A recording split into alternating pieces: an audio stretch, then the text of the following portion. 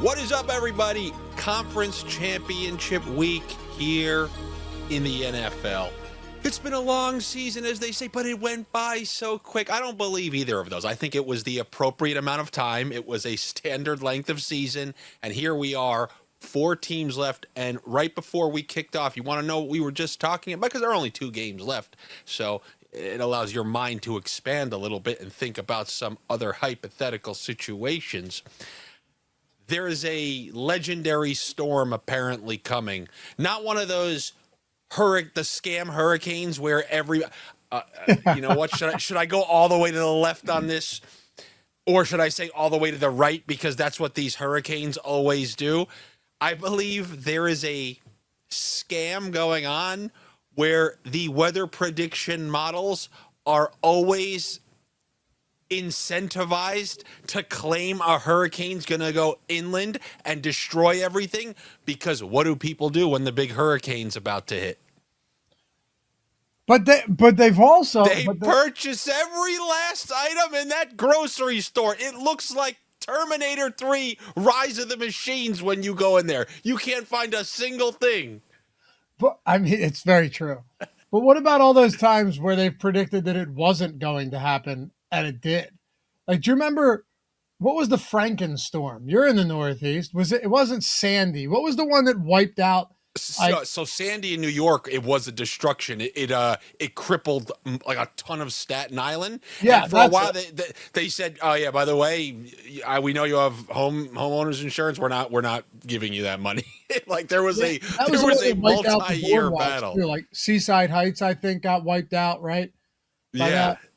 So you're right, but they were the hurricane who cried wolf too many times. We couldn't take it seriously. It happens with the snowstorms as well. This one looks like it's going to be quite intense, but you still don't know. I mean, yesterday they were saying that Central Texas and Charlotte were going to get hit with enough ice to cripple. They said you couldn't go to Universal Studios in Orlando, essentially. Now it's if you're in Maine, you're going to get destroyed. Right. Now it's like it's moved 200 miles north overnight. It's like, all right, well, we'll wait till it gets here. I will say, though, where I'm at, we got about 7 inches of unexpected snow this weekend, and it was supposed to be a dusting, like 1 to 2 inches. Ended up being 7 inches of snow. If that shit doesn't melt by the time this next storm gets around, we're going to be in some trouble. Before I move on from the hurricanes, I always found it funny that in highly populated, in New York City, somebody is fighting to go get their bottled water somewhere. Like you just can't knock on your next door neighbor's apartment door in your 70-story high-rise building. You must go to Trader Joe's and get everything you can and stock up. Anyway, there is that massive storm that's on the way, and we were just talking about how interesting it would have been if any of those teams ended up playing a home game. All we need was that Brandon Cooks catch to go the other way, and we would have got New England and Buffalo in a game where does the better team really even win when it's just a full hellhole of a game, you know? There was a game.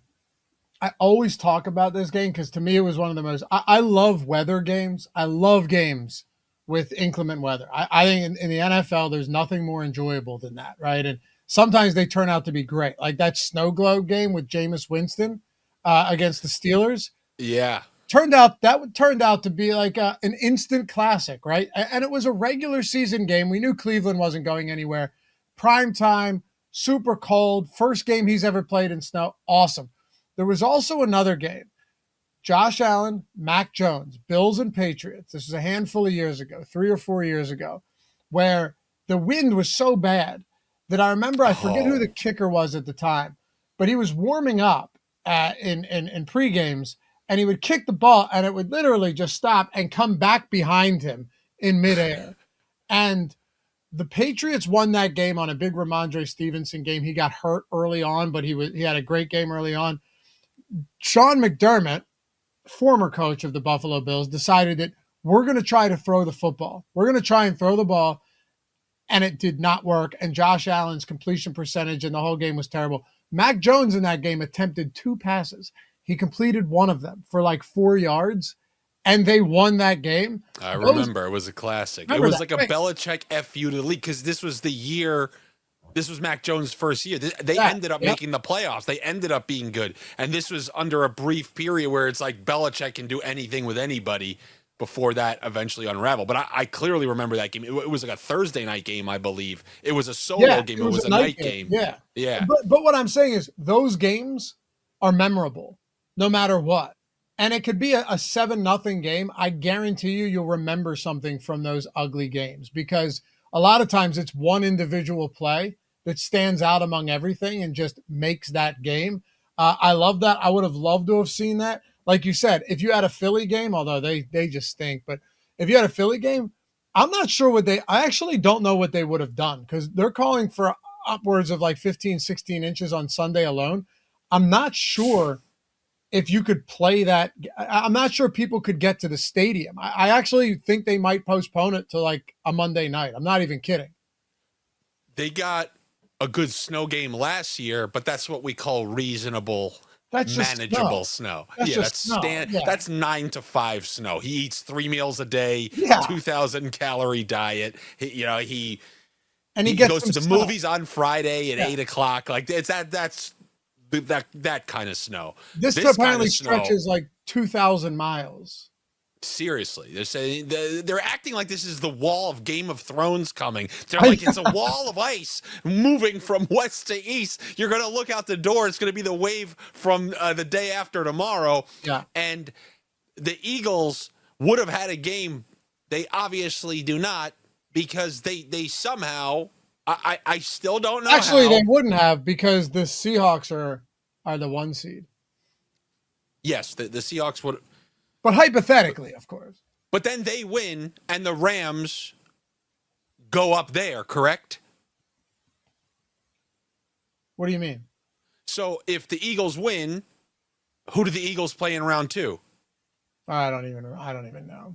So yeah, so I believe the Rams would have went up to Seattle, and I could tease something that I think is going to happen. We'll talk about that in just a sec. But the Eagles would have had a different matchup. It could have. Oh, I see what you're saying. Philly. Like like the Rams. You're right. The Rams could have beat Seattle, and then the Eagles could have beat Chicago. And then the Eagles got the hunger, but they did not because they somehow lost to a team who I believe did not belong in the playoffs. Well, you were right about that the second time. First one was a bit of a swing and a miss, but the second time you could not have been more accurate. That game was not competitive. I went to sleep. You know how you told me go out for ice cream? I went to sleep at halftime. I said I'm going to. No, I didn't text you go out for ice cream. No, I'm saying the week before you did. No. I did text you go out for ice cream this Patriots week. Game. Yes. So you know what? Let's just go to that. So obviously there I showed you guys the text from last week. Go out for ice cream. Just take the day off. Not necessary because that's what I thought about the San Francisco 49ers. And I believe they were equally as beatable last week. I literally copied the text, the original one, and I pasted it and just replaced the names just to see how this one would go because as I mentioned on the show last week, I said, Dave, I think Houston's going to get killed. I think Houston's going to get killed. I don't care. Defense, to me, it can only do so much. The best defenses in the league, right? You can't do anything against Houston. You can't do anything against Denver. Both of them gave up over 30 points. It just doesn't mean enough, even if it's incredible. And yes, I understand. C.J. Stroud shit the bed last week. But also, early in the game, 4th and 1, they get a touchdown pass thrown on them. If it was that dominant, nothing like that would ever happen, and they can overcome any sort of circumstance or situation. And I replaced, and the game had started, and I believe the Patriots maybe have just scored, and I texted Dave. That's when I said, Dave, go out. You don't have to watch it, because we both confirmed we had non-dinky bets on it once again. And right after I texted that, you get a field goal from the Texans, a turnover. They're up 10-7. Yeah. And I had a quick laugh. So did I. I was shoveling snow when I saw that. And I'm thinking, because I went outside at halftime and I saw that and I thought about it. I was like, man, is he going to reverse this one again? But no, it ended up that despite 4 fumbles from Drake May and an interception, CJ Stroud is not good. And I saw some people saying that it may have been the concussion back in whatever mid season, and his performance tailed off significantly after that. Whatever it is, man, the fact that I mean, it wasn't just that he turned the ball over, it was the Oh, it way was in the which he way. turned the ball Yeah. over, right? Like Yeah. when you're facing pressure, and I forget where I said this, but like if you wanted to teach a young kid how to play quarterback, you would show him CJ Films tape from that game as an example of everything not to do. Those ones, how many times was this is something you don't see a playoff, like you won't even see Jared Stidham do it this week against the Patriots, facing pressure, and he just eyes closed throws the ball up in the middle of the field into traffic, into like 4 or 5 defenders. Luckily only got picked off once in that, but I can't count the amount of times he made those type of plays where instead of trying to throw the ball away, he's just praying that somebody's going to catch it, and someone did. It just wasn't his team. I'm about to text you something, Dave. Did you happen to see that meme type of thing on Twitter that showed like a kind of mock influencer's YouTube thumbnail, and it was done like a YouTube thumbnail where it said it's a picture of CJ Stroud on the left, and then like I snuck onto a field during an NFL game to play quarterback. That's good. That's real because good. I hate YouTube thumbnails to begin with. They're so like sensationalized and ridiculous. Yeah, and you see a guy taking like a knife to the back and like Game of Thrones insane ending, and then you click on it and it's just some fat guy in his basement in 480p telling you what happened in the finale. I think that should be illegal, but this that is great. It's hilarious. I mean, it's a perfect mock thumbnail. That's perfect. With that said, I told you last week that I want these Bills to win because I have no desire to watch the Broncos play New England in a what the hell is this? Okay, all right. I guess one of these teams is going to the Super Bowl. And if that was the case before, you can only imagine it now where we're dealing with a full backup quarterback taking on this Patriots team who, credit them for getting there. I took pride in predicting the scam bracket for the New York Islanders. I go, they have a chance to make a run this year a couple years back. It was coincidentally when they played the Flyers in the second round of the playoffs because of the rejiggered COVID type of standings. And they made it to the conference final. I called it the scam bracket. We'd be lying to ourselves. Look, they didn't do anything wrong. It's just what got put in front of them.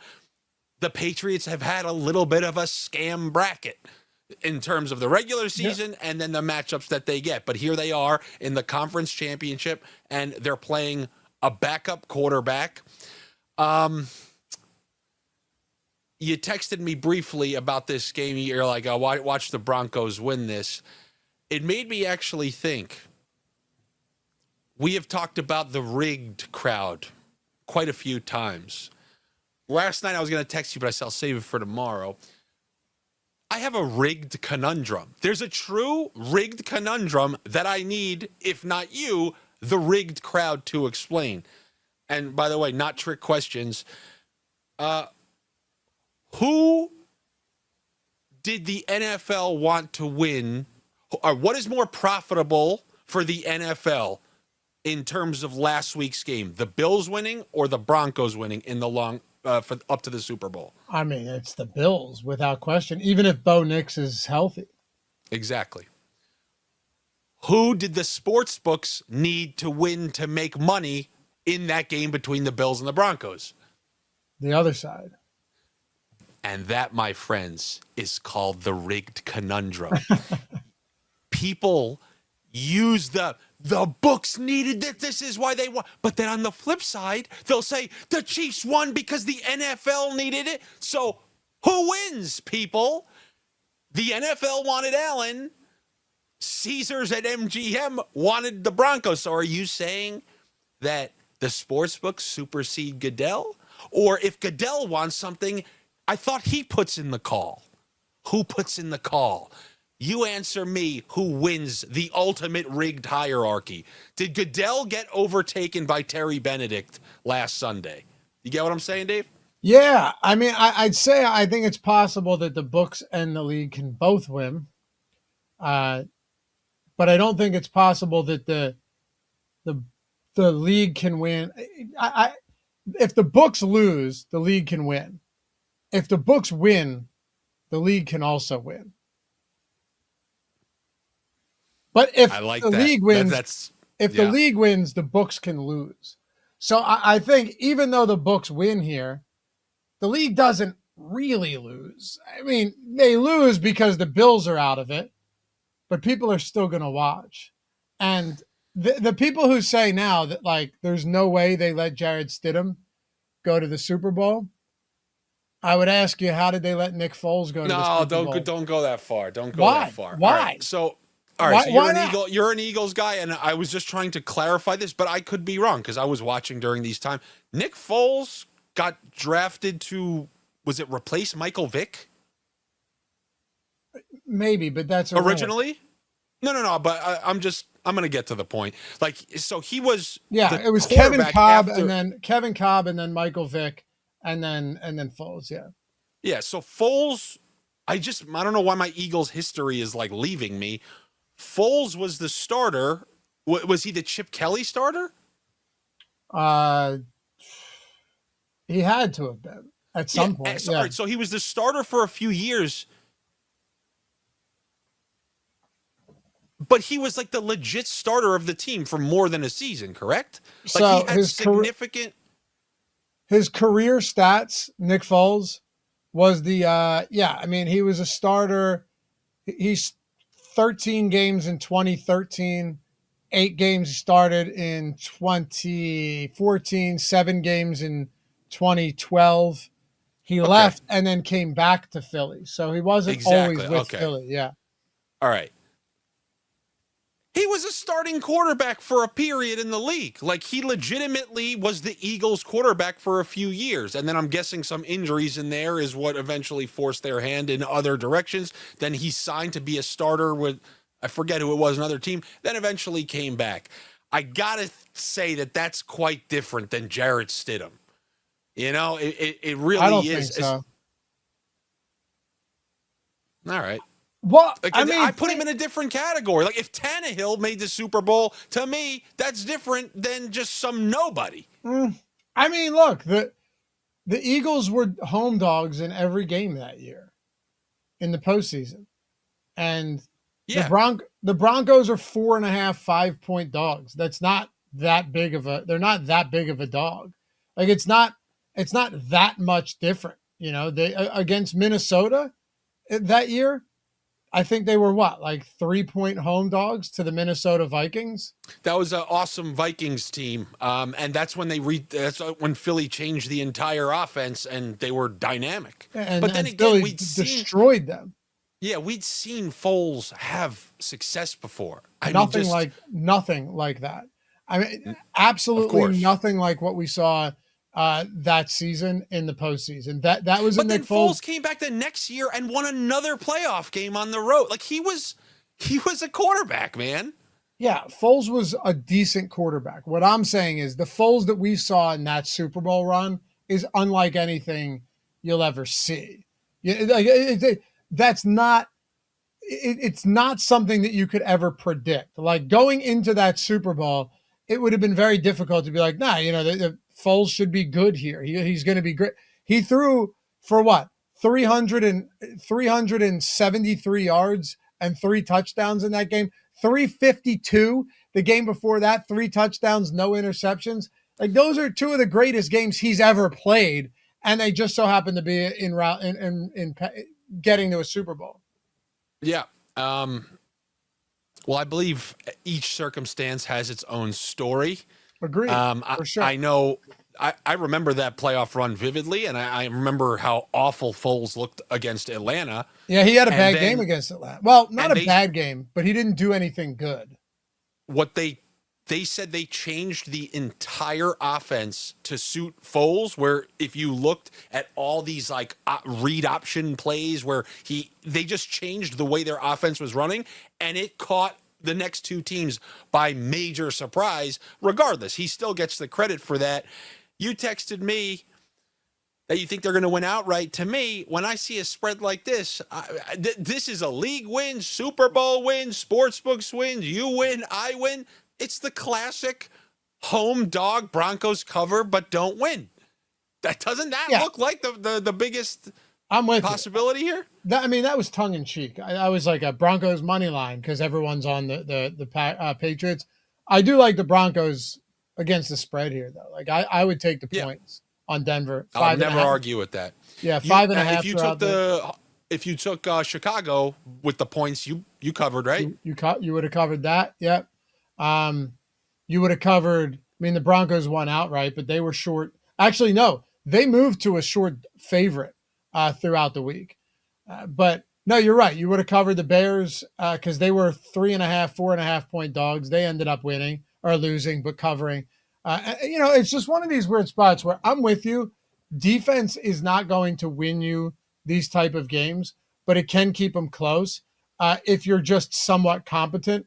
And I think there is something to be said about, like, Sean Payton's a very good offensive-minded coach. And this isn't me dying on the Jared Stidham hill, but he has been with the team for a couple of years now.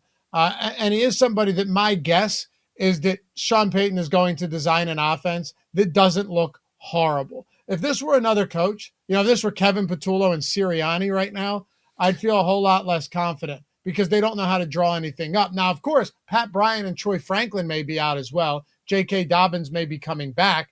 So there's a lot to talk about here. But I'm not convinced at all that it's just going to be a blowout and they get stomped at home in a very difficult location to play, especially given that, look, Andy, we can say everything we want about C.J. Stroud. And at the end of the day, Drake May was the one that ended up making a few good – because if you take that whole game, Drake May did not have a great game.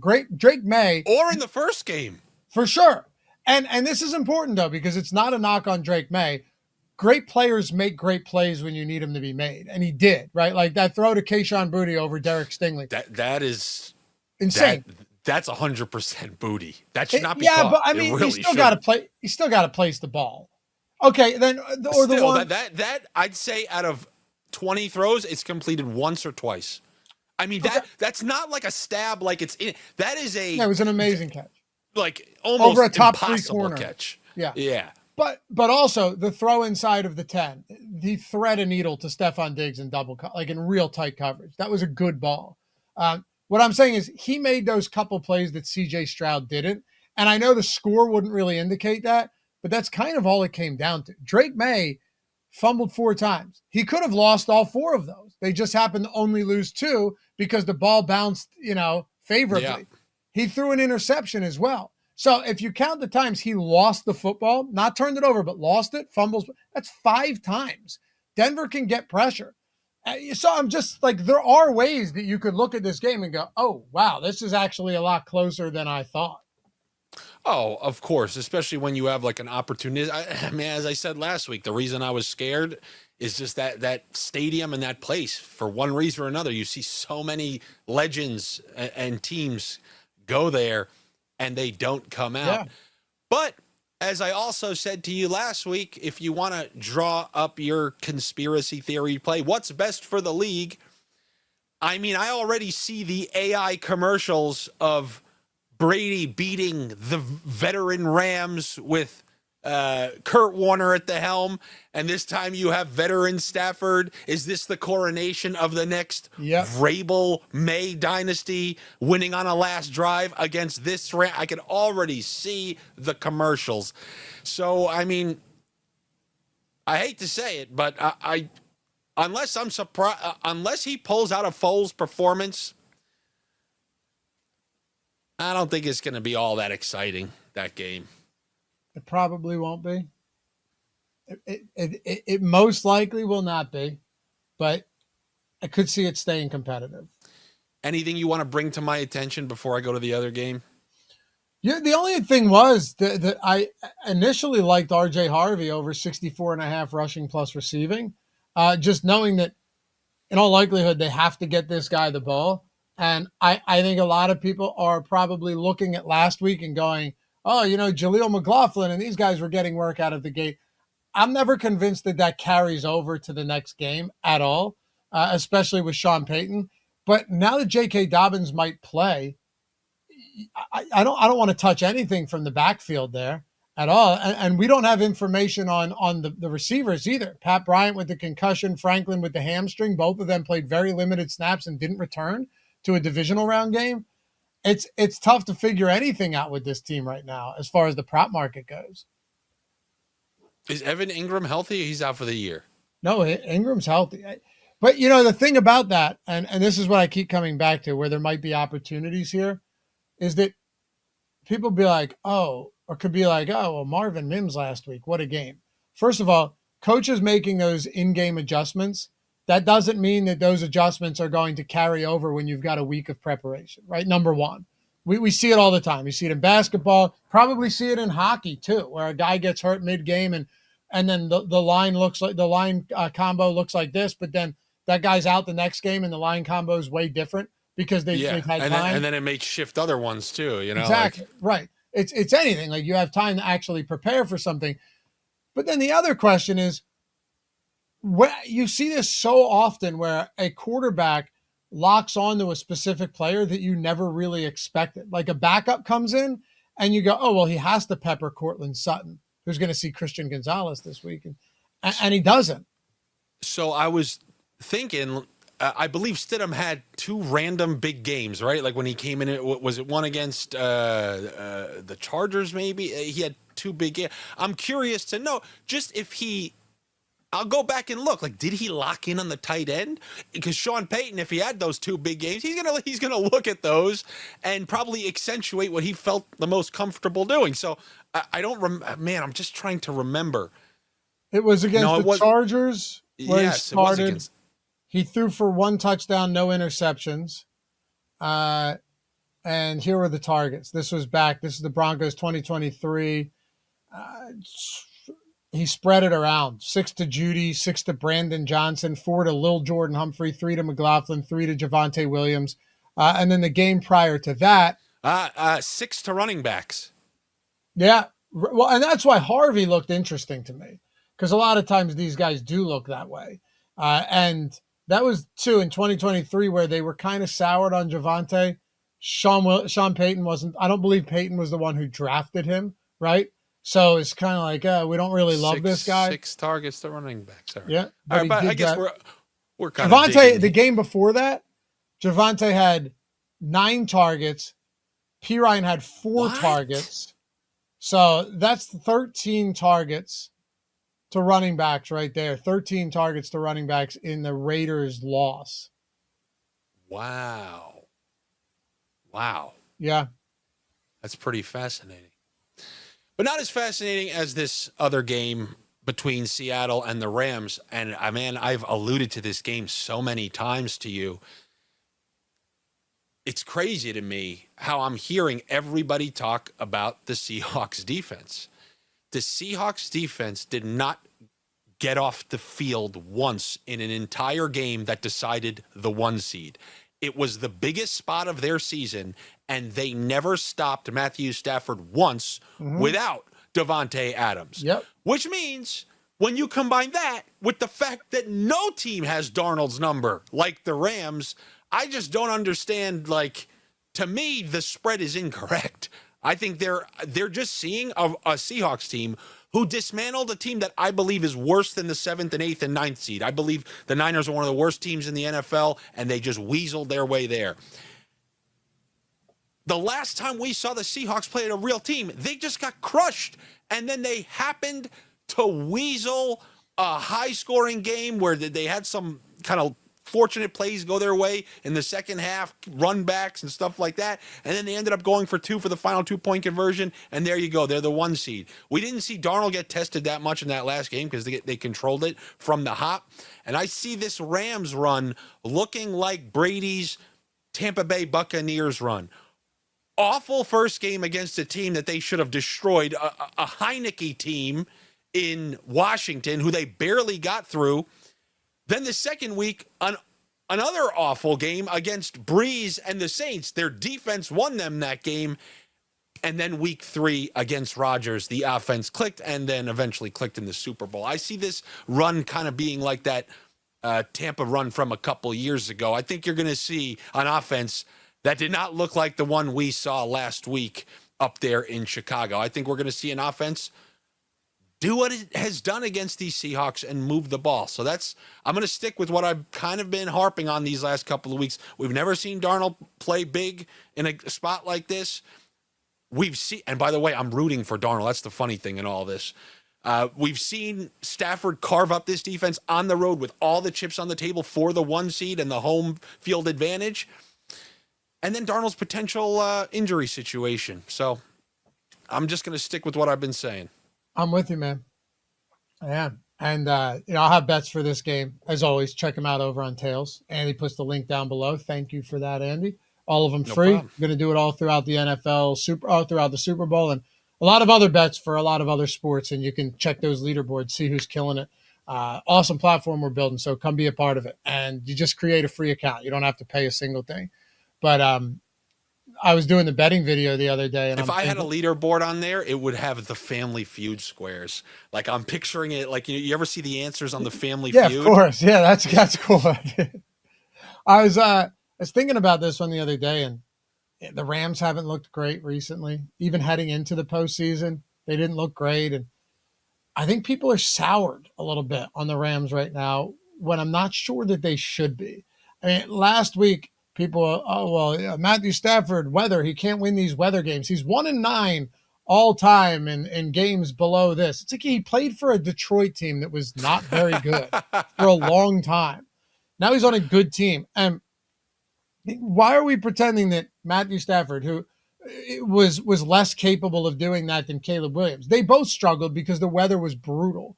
And Caleb Williams had that team minus 550 to win in overtime once they got that ball past the 50-yard line and threw a terrible interception. Your point, though, about the Rams. Number one, they won the first time they faced the Seattle Seahawks, only a handful of weeks before that second game. Sam Darnold, somehow they only lost by 2, the Seahawks. Sam Darnold got picked off 4 times in that one, right? You remember that one. And then they face him again. They have, like a 16 or 18-point lead in the fourth quarter. Rashid Shaheed with some miracle stuff on a return touchdown. Yeah. And then just some very odd stuff. Ends up being, I think, 37-36. McDonald goes for the 2-point conversion. Ultimately, if I went back and watched that game, I'm going, Rams were the better team in that game. Like, yeah, they screwed it up. By 50 miles. By right. 50 miles. Like, it wasn't even close. Right. Like, they screwed it up, and they lost, and that's kind of inexcusable. But also, you run that game back multiple times, and the Rams are not losing it. So, the only question I have is, can you get it at 3? Are there any 3s out there? Because I was seeing a bunch of 2.5s. I don't think there's going to be any. I know Seahawks are minus 2.5, minus 115 in those spots. I don't think this ever moves to 3. I believe if this were to move to 3, everyone just hammers the Rams. But would you bet them outright here and just take the money line? I got 2 options for you, sir, and you could tell me which one you prefer. You can take that Rams money line. What's the best price that it's currently listed at? Courtesy of oddsshopper.com live odds tool. Yes, sir. That's what I'm using right now. Plus 130. That's not a terrible number. It's pretty much painted 130 across the board. Okay.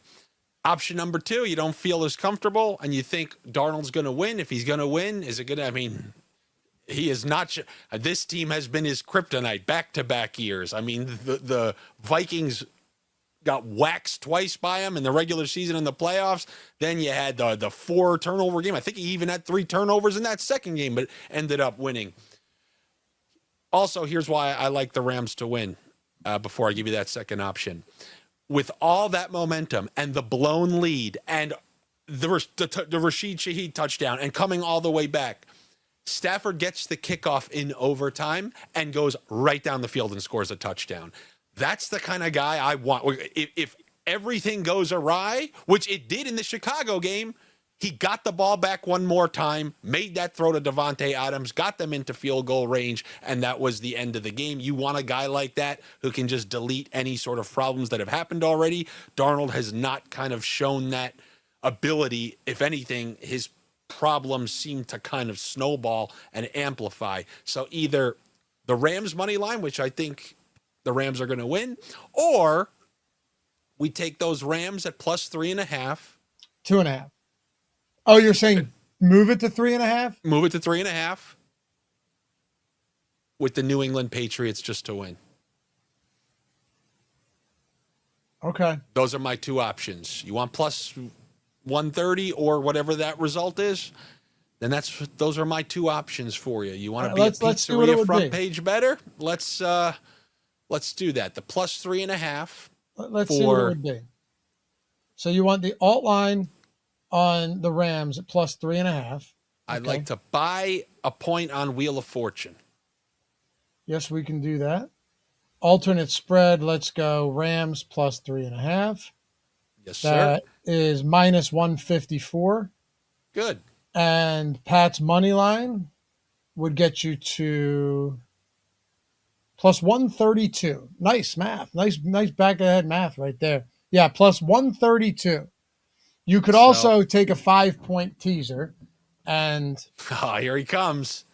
I don't think I would recommend this, but also one thing you could do if you're teasing these, a lot of times if you want to get a team through a key number, just do manual teasers and parlay the two alt spreads, and you'll get better odds on that instead of letting the books custom make this, auto make this for you. Yeah. Just keep that in mind because a lot of times you lose out on a lot of value there.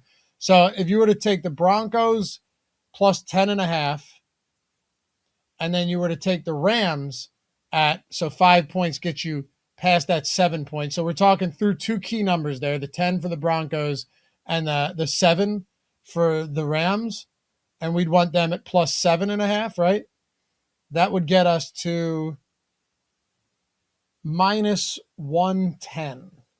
Here's why we're not going to do that. I wouldn't touch that. Because there's a non-0% chance, there's a non-10%, 20%, maybe even all the way up to 30% chance that the Denver game is an absolute disaster. That's exactly why I wouldn't do it. Now, I will say, you can't factor, if there was a better teaser piece and we had more games, I would love to tease the Rams north of 7 points.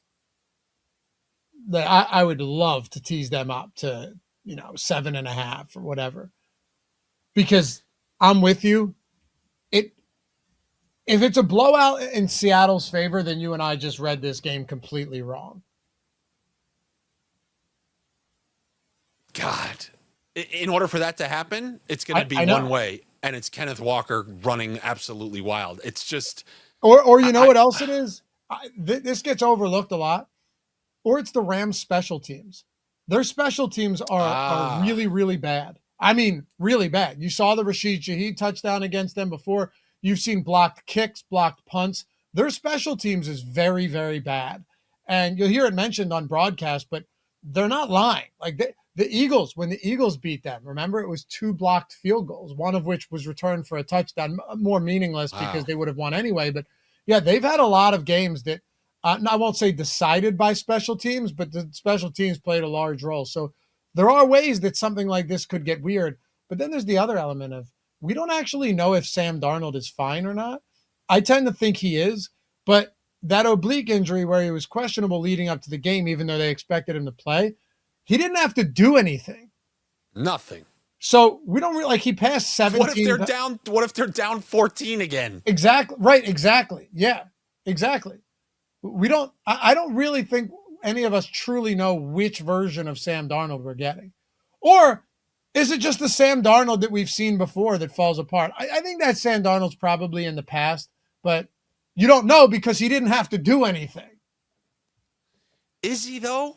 Because I don't know. He had a chance to win the 1 seed and I believe had 3 turnovers by the third quarter against a team he had 4 turnovers against the last time they met. You're right. You can't count on Shaheed to jumpstart you back into it, then getting the ball back with enough time. It's just and remember, I'm rooting for Darnold. I'm the guy who had to put my head down when he took another beating, saying, "Oh man, I think I was wrong. I fell for it." And I want him to succeed, but I believe as the season has gone on, he turned the ball over actually more. Like when he started the year, he was on track for an MVP type of season, and then the turnover started to kind of actually mount. But they're running the ball more effectively. But have they been doing that against? Is it just because of the competition? They done it twice against the Niners. This is real weird. All of a sudden, no Zach Charbonnet either. He's done. By the way, were we going to win that? I know I brought up the Walker 54. Then people get to say I got lucky because Charbonnet got injured. They were both getting there regardless, right? Which he had one over was 100 yards. Well, so last week I said under McCaffrey over on Kenneth Walker because it was at like 54. And it's all stems from what I thought about the Niners just getting destroyed. I thought there would be a full second half of running. I guess this was probably before we knew they probably both would have got. Yeah, because Charbonnet was at like 48, right? Or something. What do we got for Walker's receiving? Now that we know he doesn't have to share. Yeah, his rushing plus receiving when I looked earlier this morning is 120. 113 and a half. Rushing prop is, I believe, was 85, 86 and a half. And receiving yards was, it was in the 20s for sure. It was 21 and a half. So, I mean, those are big numbers. It is interesting, though, looking at Sam Darnold. That game that we saw against the Niners in Week 18 that decided the 1 seed, that was another one of those games where he threw for less than 200 yards. He was efficient. He's like 20 for 26, but really wasn't asked to do much. And last week he wasn't asked to do much. What I think you keep mentioning it's pretty pertinent is if this team falls behind early, what do they look like? And people would point towards that game against the Rams where they came back. Can they do that again? If the Rams got out to a 2-touchdown lead, is this a Seattle team that can rally from behind? And I'm not positive they'll be able to do that. They did it once, but I think it becomes a lot more difficult relying on Sam Darnold when you're playing from behind and not up by 3 scores. I think I got another potential way to get them at plus 3.5 in the plus money potentially. I just don't do this very often. So what if we take them first half? What is the spread for the first half? Do me a favor. See if it's plus 1.5. So first half point spread is 1.5, but it differs, on DraftKings. So if we take Rams plus 1.5, Rams plus 3.5, does that get you? So plus 1.5 for the half, plus 3.5 for the game. Does that? Let's see. I don't think I've ever bet that. The reason I'm not an actual sports gambler is I come up with the most ludicrous things. No, you make it fun. And in my mind, you make it fun. Yeah, that's what they tell donkeys. No, you make it fun, man. It's fun, real fun around here. Well, some people enjoy that. Thankfully, they do. First half spread plus 108. It's not plus 130, but it's something. I don't love that, though. Nobody does. I guess what this really comes down to, in my opinion, is have the Seahawks kind of deleted that game from their mind with these solid performances since then? Do they now think like, no. Are they going to show up like in that first Rams game where they were able to get a lot of stops and they were actually able to turn over Stafford?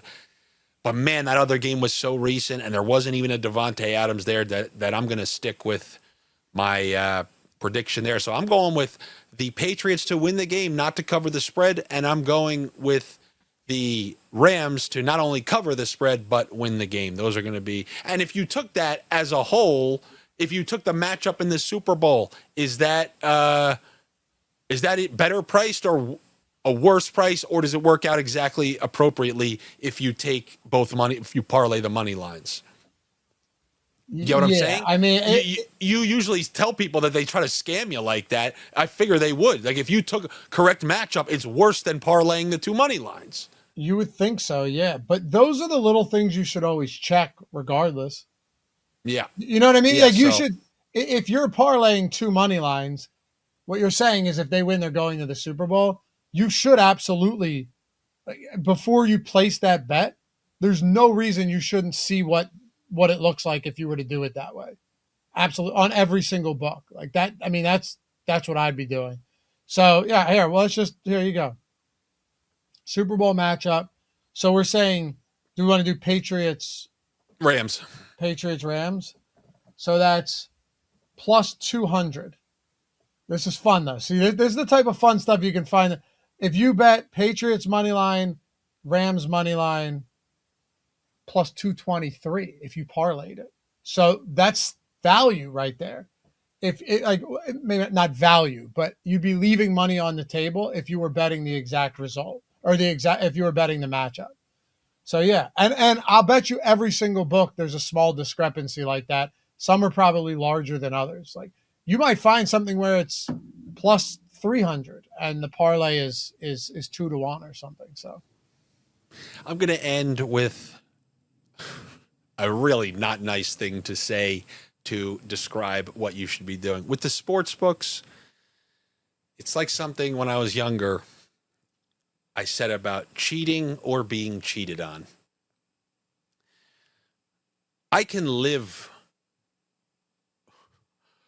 with being a scumbag and hating myself for the rest of my life for something that I did, for screwing someone over. I can't live knowing someone screwed me over.